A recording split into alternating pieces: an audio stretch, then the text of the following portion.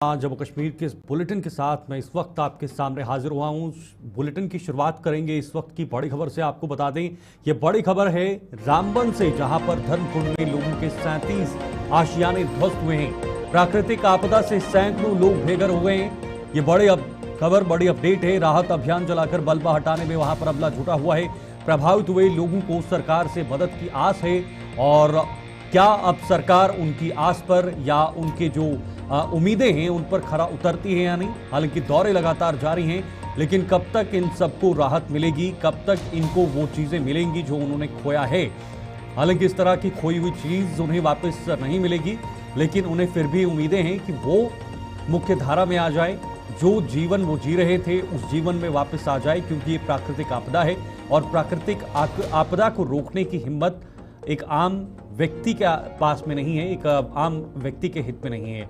रामबन में कुछ दिन पहले बादल फटने से बहुत सारा नुकसान हुआ है। जो तस्वीरें इस वक्त आप अपनी टीवी स्क्रीन पर देख रहे हैं, प्रभावित लोगों को सरकार से मदद की काफ़ी ज़्यादा आस है, और सरकार के जो कुछ लोग हैं वो वहाँ पर पहुँचे हुए थे। पहले डिप्टी सीएम ने वहाँ पर दौरा किया था उसी दिन, उसके बाद नेता प्रतिपक्ष भी वहाँ पर पहुँचे, और साथ साथ मुख्यमंत्री उमर अब्दुल्ला भी वहाँ पर पहुँचे, जिनका विरोध भी वहाँ के लोगों ने किया है। मुख्यमंत्री के सामने विरोध प्रकट किया है कि भाई ये इतनी नुकसान के बाद भी वहाँ पर प्रशासनिक अधिकारी त्वरित रूप से नहीं पहुँचे।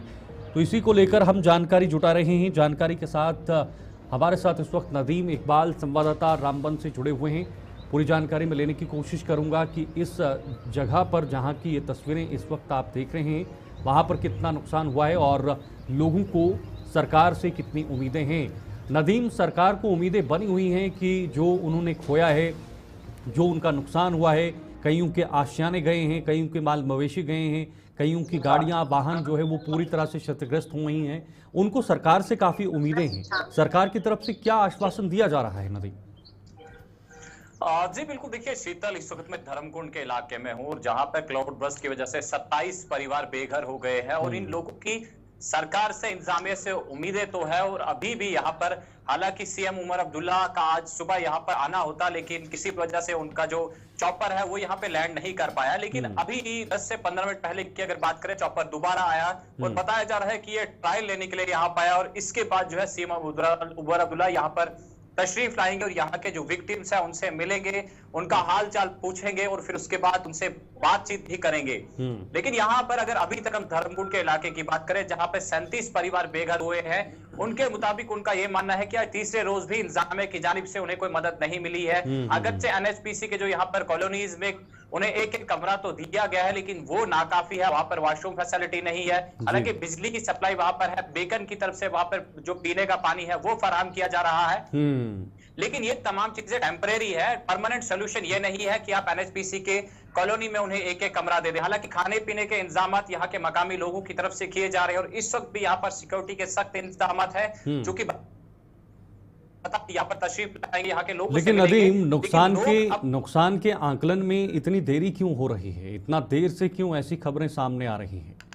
लगभग आज तीसरा दिन है। बिल्कुल, देखिए शीतल, देखिए एक चीज मैं आपको बता दूं, क्योंकि जो नुकसान हुआ है, अब देखिए रामबन के अंदर इस वक्त पानी, बिजली, सड़क, तमाम रास्ते बंद है। उसके साथ साथ में अगर हम देखें, क्योंकि किसी भी जगह तक पहुंचने के लिए सड़क की जरूरत रहती है और सड़कें बंद है, लेकिन अब अगर इस तरह से हम सड़क खुलने का इंतजार करें तो फिर जो लोग बेघर हुए हैं वो लोग जाएंगे कहां? उनका सहारा कौन बनेगा? क्योंकि उनकी एक्सपेक्टेशन या तो एडमिनिस्ट्रेशन से होती है, सरकार से होती है, लेकिन दोनों ही पार्ट यहाँ पर लोगों के बीच नहीं पहुंच रहे, ऐसा लोगों का कहना है। अब लोगों का ये कहना है कि परमानेंट सोल्यूशन यही है कि हमें कहीं उत्पादित जमीन दी जाए जहां पर हम अपने घर की तामीर करें, और सरकार की तरफ से उस तामीर के लिए हमें इमदाद भी फराहम की जाए, ताकि आने वाले वक्त में हम मामूल की जिंदगी बसर कर सके। रामबन के अंदर कोई पहली वारदात है नहीं कि लोगों के साथ इस तरह की घटनाएं घटी है। बिल्कुल, लेकिन नदीम, अभी पहले कुछ एक खबर भी आई थी कि मुख्यमंत्री उमर अब्दुल्ला कहीं जगह पर पहुंचे हुए हैं, वहां पर लोगों ने उनका विरोध भी किया है, उनकी गाड़ी का घेराव भी किया हुआ है।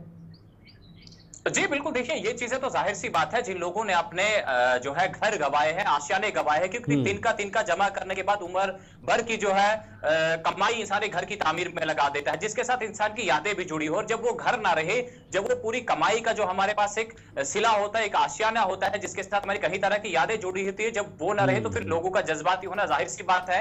और भागना रामन के अंदर जहां 3 लोगों ने अपनी जानें गंवाई है, तो कहीं ना कहीं हम ये चीज कहेंगे कि लोग जज्बाती तो इस वक्त है, क्योंकि उन्होंने वो सब खो लिया है जो उन्होंने आज तक पाया था। तो आज की डेट में अब उनकी उम्मीदें सरकार से है, और जब सरकार के लोग, जब इंसामिया के लोग देर से उनके बीच पहुंचेंगे तो इस तरह की चीजें हमें देखने को मिलती है। जी शीतल। लेकिन फिलहाल अभी तक प्रारंभिक कदम सरकार की तरफ से क्या उठाए गए हैं जो त्वरित रूप से उन्हें रिलीफ दिया जाए, कम से कम उनको खाना, उन तक खाना पहुंचाया जाए या उन तक शेल्टर पहुंचाया जाए?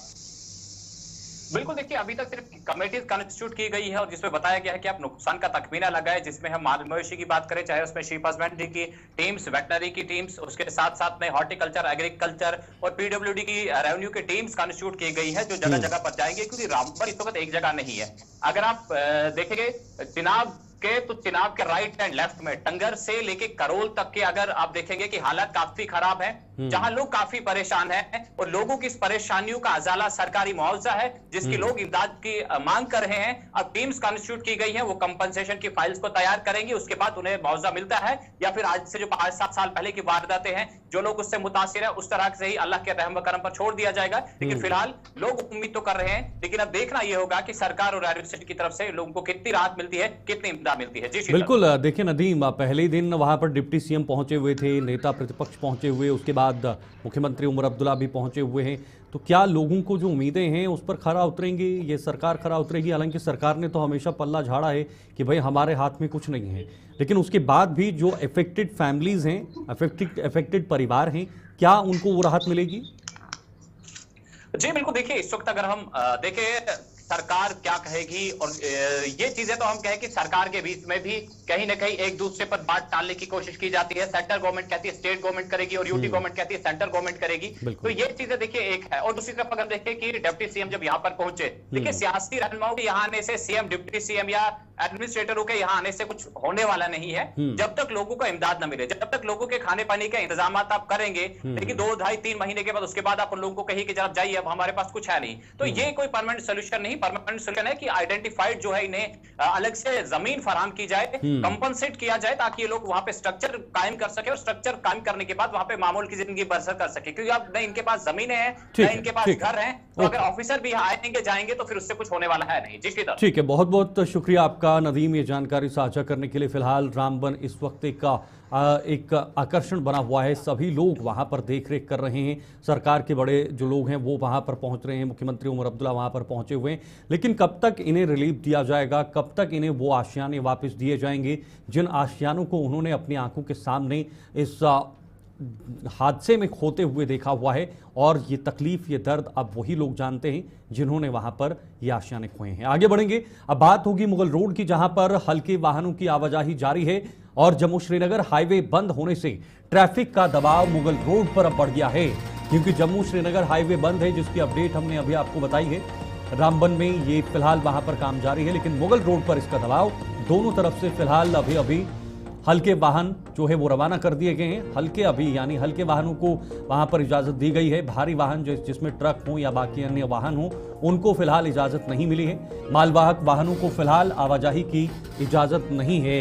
तो फिलहाल छोटे मोटे वाहन जो है, यानी जो छोटी छोटे गाड़ियां हैं, जिसमें टेम्पो हैं, जिसमें टाटा सुमोज हैं या बाकी अन्य निजी वाहन हैं, उनको फिलहाल वहां पर इजाजत दी गई है।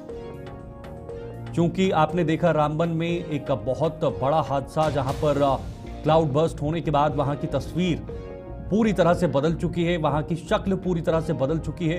वहां पर सड़कें बंद हो चुकी हैं लैंडस्लाइड से, और जो मलबा वहां पर बारिश की वजह से या बादल फटने की वजह से पहुंचा है, उस वजह से मुगल रोड पर थोड़ा सा दबाव देखने को मिल रहा है। लेकिन प्रशासन इसे सुचारू रूप से चलाने के लिए फिलहाल कोशिश में जुटी हुई है।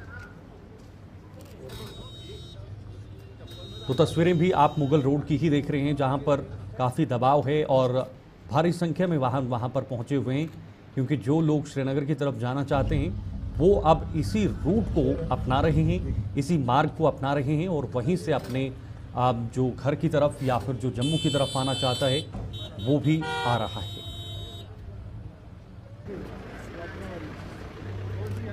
तो लगातार फिलहाल मुगल रोड के हवाले से ये तस्वीरें भी हम आपको दिखाने की कोशिश कर रहे हैं। ये मुगल रोड वही रोड है जिसको चलाने में, जिसको सुचारू रूप से वहाँ पर आवाजाही करवाने में प्रशासन के सामने एक बहुत बड़ी चुनौती रहती है, खास तौर पर जब विंटर सीजन आता है, जब वहाँ पर बर्फबारी होती है।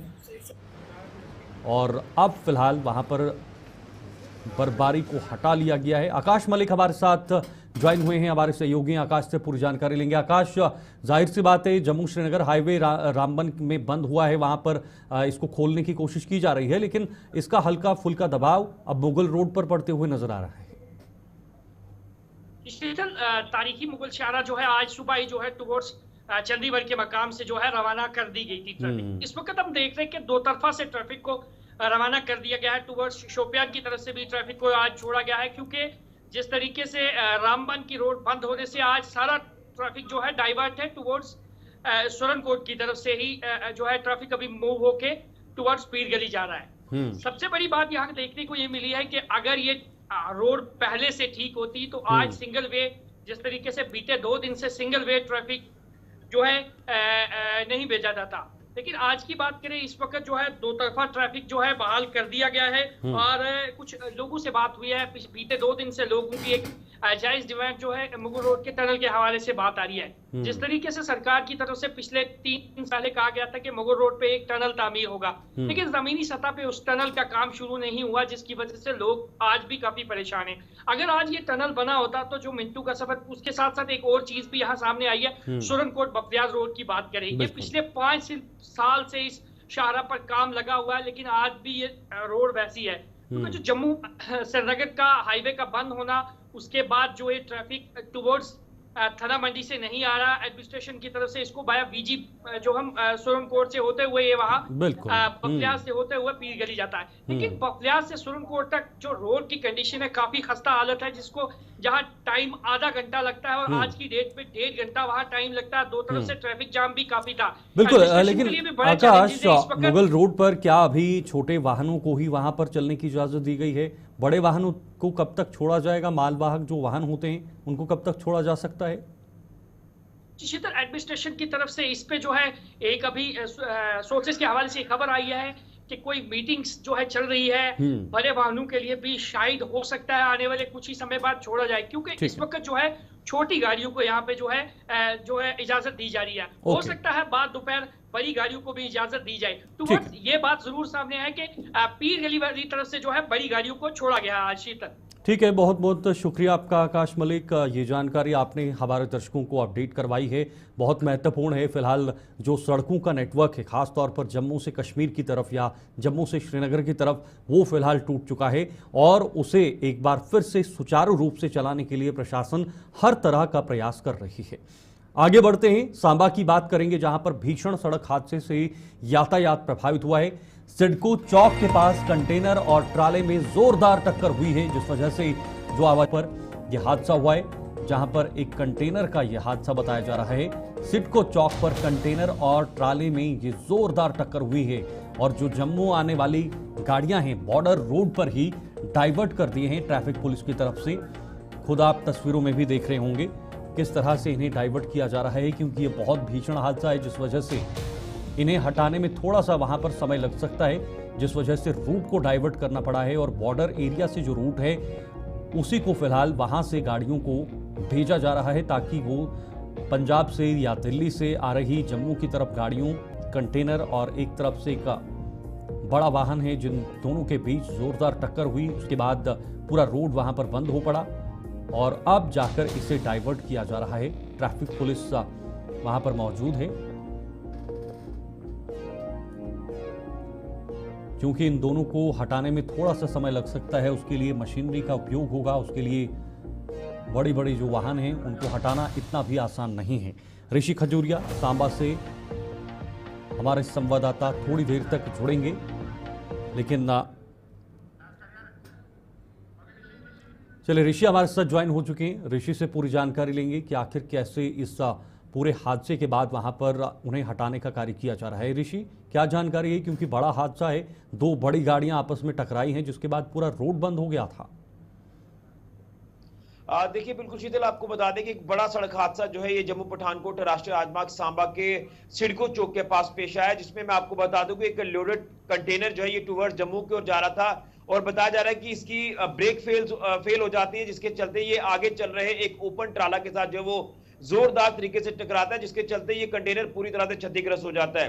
लेकिन इसका जो चालक है वो भी इसमें जो वो घायल हो जाता है, लेकिन हमने चालक से भी बात की है, वो माइनर उसको इंजरीज आई है।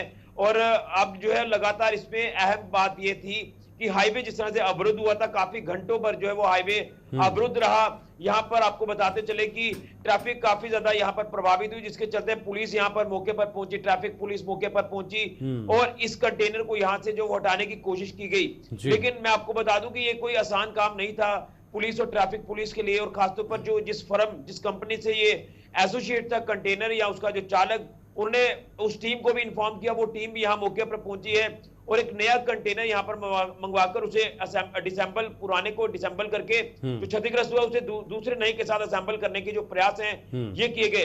मैं आपको बता दूं ये बीती रात को ये जो सड़क हादसा है ये पेश आया, जिसके चलते आप अंदाजा लगा सकते हैं कि अभी कुछ देर पहले तक ये ट्रैफिक जो है हाईवे पर पूरी तरह से प्रभावित हुई। इसके चलते मैं आपको बता दूं रोड की कंजेशन की वजह से भी आप कह सकते पेश आ रही थी, क्योंकि हाईवे का काम चल रहा है, तो रोड जो जम्मू की और जाने वाली ये ट्यूब है ये काफी ज्यादा प्रभावित हो गई, जिसके चलते ट्रैफिक पुलिस ने इसमें एक काम ये किया कि सांबा के मुख्य चौक के पास जो जम्मू कठुआ की तरफ से ट्रैफिक आती है उसे वहां रोककर जो है उसे आगे डाइवर्ट किया जाता है। ऋषि ये बताइए जरा कितना समय उन्हें हटाने में लग सकता है? क्या उसे हटा दिया गया है? क्या वहां से जो गाड़ियों का रास्ता है वो खोल दिया गया है? देखिए बड़ा इंपॉर्टेंट आपने पूछा, अभी कुछ देर पहले ही कुछ मिनट्स पहले जो है इस हाईवे को अब जो पूरी तरह से थ्रू किया गया है और जो ट्रैफिक डाइवर्ट की गई थी बॉर्डर रोड के ऊपर उसे भी वापस जो वो हाईवे पर ही सुचारू कर दिया गया है। तो मैं ये कहना चाहता हूँ कि लगभग 7 से 8 घंटे तक जो मुशक्कतें करनी पड़ी हैं यहाँ इस हादसे को लेकर, चाहे पुलिस के एंड पर हो, ट्रैफिक पुलिस के एंड पर हो या आम कम्यूटर्स जो जम्मू की ओर जाने वाले हैं, जो दिल्ली पंजाब से आ रहे हैं, तो उनको भी काफी ज्यादा मुश्किलों का सामना करना पड़ रहा था। और कहीं ना कहीं सुबह ये खबरें लगातार सोशल मीडिया पर भी वायरल हो रही थी कि आखिर सांबा में ऐसा क्या हुआ कि सांबा में हाईवे को बंद किया गया। तो बंद करने का कारण यही था कि ये काफी बड़ा हादसा यहाँ पर पेश आया, जिसके चलते ट्रैफिक को जो है वो प्रभावित होना पड़ा, ट्रैफिक को यहाँ पर अवरुद्ध करना पड़ा, ट्रैफिक को डाइवर्ट करना पड़ा, जिसके चलते अब हालात धीरे धीरे सामान्य हुए हैं। अब हाईवे पर जो वो धीरे धीरे गाड़ियों की रफ्तार जो वो बढ़ना शुरू हो चुकी है और जम्मू की ओर आसानी से लोग जो पहुंचना शुरू हो चुके हैं। जो अभी कुछ मिनट पहले की अपडेट जो मैं आपको दे रहा हूं, और चैनल के माध्यम से अपडेट देना इसलिए भी जरूरी है क्योंकि अभी तक लोगों के मन में ये संशय बना हुआ था, जो खबरें लगातार चली थी कि क्या ट्रैफिक यहाँ से सुचारू हुई है हाईवे पर या नहीं हुई, या अभी भी बॉर्डर रोड पर जो वो डाइवर्ट की गई है। तो छोटी बड़ी गाड़ी जो डाइवर्ट की गई थी उसे दोबारा से जम्मू पठानकोट मेन हाईवे पर जो वो सुचारू कर दिया गया। ये बड़ी अपडेट इस सड़क हादसे को लेकर सामने आ रही है। ठीक है ऋषि, बहुत बहुत शुक्रिया, आपने ये जानकारी दी। बहुत महत्वपूर्ण जानकारी है क्योंकि दिल्ली से जम्मू की तरफ या जम्मू से दिल्ली पंजाब की तरफ आप जा रहे हैं तो वहां पर जो रूट बंद हुआ था उसे फिलहाल कुछ ही मिनट पहले खोल दिया है, क्योंकि एक बड़ा हादसा पेश आया था जिस वजह से ये रास्ता पूरी तरह से बंद हुआ था, लेकिन अब इसे सुचारू रूप से खोल दिया गया है। वहीं एक और बड़ी खबर है जहां पर रक्षा मंत्री जम्मू संभाग को कई बड़ी सौगातें देने जा रहे हैं। एक और बड़ी खबर है 26 अप्रैल को बीआरओ की 5 परियोजनाओं का उद्घाटन करेंगे। देखिए 5 परियोजनाओं का उद्घाटन होगा 26 अप्रैल को, आने वाली 26 अप्रैल को बीआरओ की ये 5 परियोजनाएं होंगी। अंतर्राष्ट्रीय सीमा से सटे इलाकों में सड़क नेटवर्क मजबूत होगा, बॉर्डर रोड ऑर्गेनाइजेशन के तहत और सुरक्षा बलों की मूवमेंट को लेकर बेहतर ढांचा ये विकसित हुआ है। आज से सुरक्षा बलों को भी मूवमेंट मिलेगी, ये बीआरओ के तहत होगा और इसके तहत रक्षा मंत्री राजनाथ सिंह ये जो सौगातें हैं वो देने वाले हैं। रंजीव मेहता से ये पूरी जानकारी हम लेने की कोशिश करेंगे। रंजीव, ये कितनी बड़ी सौगातें हैं? बॉर्डर रोड ऑर्गेनाइजेशन के अंतर्गत ये सभी सुविधाएं आम लोगों को भी मिलने वाली है।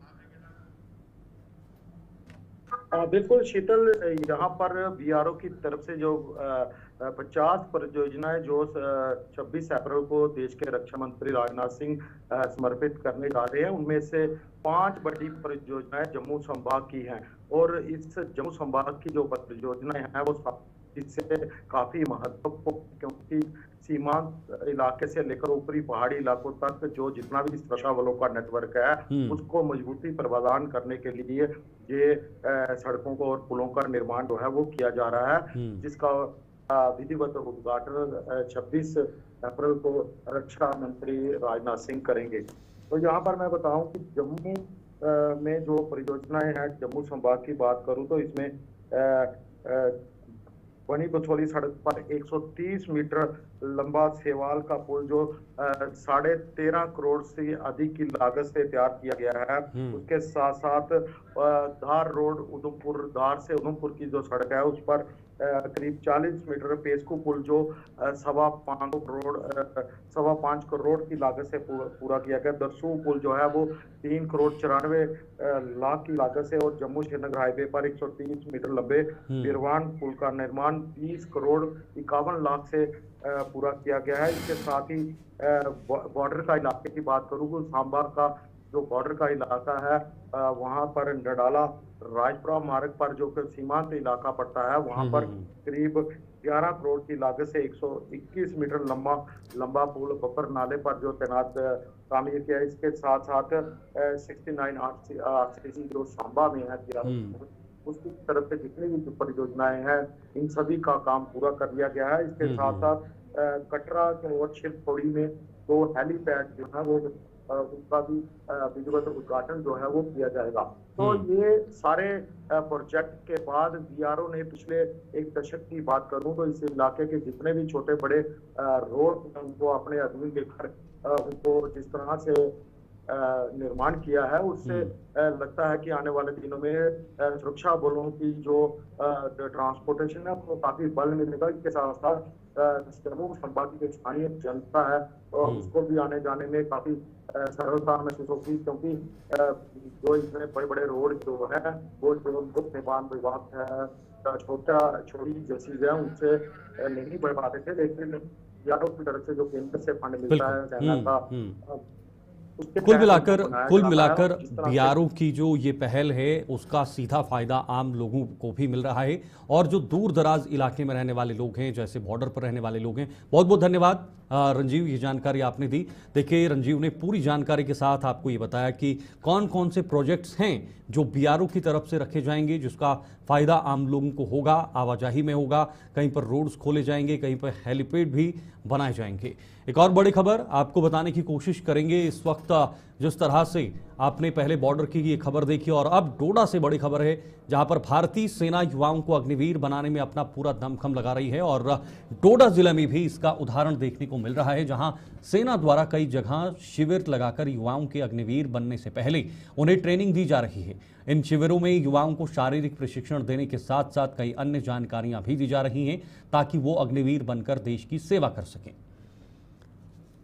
तो फिलहाल डोडा की तस्वीरें, जहां पर अग्निवीर में जाने से पहले कैसे युवाओं को ट्रेन किया जाए, कैसे उन्हें प्रशिक्षण दिया जाए, इन तमाम चीज़ों को लेकर कदम उठाए जा रहे हैं, और भारतीय सेना ही युवाओं को अग्निवीर बनाने में अपना पूरा दमखम लगा रही है, चाहे वो प्रैक्टिकली हो या फिर फिजिकली हो। तो दोनों चीज़ों से कैसे इन युवाओं को सशक्त किया जाए, इन युवाओं को कैसे मजबूत बनाया जाए ताकि आने वाले समय में वो अग्निवीर का हिस्सा बन सकें, इसका उदाहरण भी देखने को मिल रहा है, जहां सेना द्वारा कई जगहों पर शिविर लगाकर युवाओं के अग्निवीर बनने से पहले उन्हें ट्रेनिंग दी जा रही है, और इन शिविरों में युवाओं को शारीरिक प्रशिक्षण देने के साथ साथ कई अन्य जानकारियां भी दी जा रही हैं ताकि वो अग्निवीर बनकर देश की सेवा कर सकें। तो आज ही से युवाओं को ये तैयार होने का मौका या एक पहल सेना की तरफ से डोडा में की जा रही है। शिविरों के माध्यम से उन्हें प्रशिक्षित किया जा रहा है। ये प्रशिक्षण, जैसे आपके टी स्क्रीन पर इस वक्त जो तस्वीरें हैं, उन्हें ये बताया जा रहा है कि कितने जो पूरी प्रक्रिया रहती है वो क्या रहती है, वो पूरी तरीके से डिटेल में समझाया जा रहा है। विकास मनहास हमारे संवाददाता हमारे साथ जुड़े हुए हैं। विकास, ये बड़ी पहल है सेना की जहां पर युवाओं को ट्रेन किया जा रहा है अग्निवीर के लिए। जी शीतल, बिल्कुल इंडियन आर्मी जो है लगातार यहाँ के युवाओं को जो है इस तरह की अवेयरनेस कैंप लगा रही है, चाहे फिर फिजिकली ट्रेन करना हो या फिर मेंटली, तमाम चीजें, क्योंकि रूरल एरिया में कई सारे ऐसे युवा हैं जो 10th क्लास या 12th के बाद जो है पढ़ नहीं पाते या इस तरह के बाद जो है घर से बाहर नहीं निकल पाते, और डोडा के कई दूर दराज एरिया ऐसे हैं जो मिलिटेंसी से इफेक्टेड है आज के टाइम पर भी। ऐसे में सेना इन तमाम युवाओं को देश की सेवा में लाना चाहती है और इन तमाम युवाओं को अपने पास लाकर उन्हें अवेयरनेस देना, साथ में इंडियन आर्मी के बारे में बताना, और साथ में जो इंडियन आर्मी में चाहे टेरिटोरियल आर्मी की भर्ती हो या फिर अग्निवीर की भर्ती हो, तमाम चीजें, और उनको बताना कि किस तरह से आप पार्टिसिपेट कर सकते हैं और किस तरह से आप देश के लिए अपने आ भी सकते हैं, सामने भी आ सकते हैं। बिल्कुल, देखिए बहुत तरीके से इन्हें तैयार किया जा रहा है। क्या दोनों चीज़ें प्रैक्टिकली, फिजिकली हर तरह से उन्हें तैयार किया जाएगा और उसका सीधा फायदा इन बच्चों को, इन युवाओं को मिलेगा आने वाले समय में? देखिए शीतल, इससे पहले अभी हाल ही में 2024 के नवंबर-दिसंबर में यहाँ पर टेरिटोरियल आर्मी की भर्ती हुई थी काफी लंबे समय के बाद, और इंडियन आर्मी उस टाइम पर भी तमाम युवाओं को इस तरह की अवेयरनेस दी थी और